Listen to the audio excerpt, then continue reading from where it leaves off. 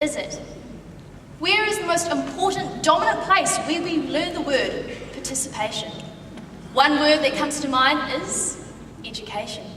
For that word represents all the time that your brain was made to serve, and now only those who have left school know what that little word is worth.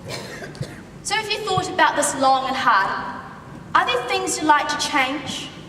For you only have a short amount of time for things to be rearranged. So if I could at least make an effort to turning up to class on time, perhaps handing in my homework once in a while, so my teachers no longer whine, then maybe I could negotiate to consider all options are fair, because now I know the greatest power is participation in school. Now that's fair.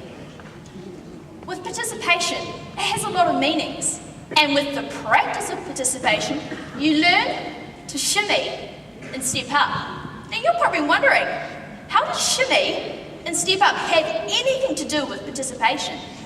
But with the practice of participation, you learn to grow and move on.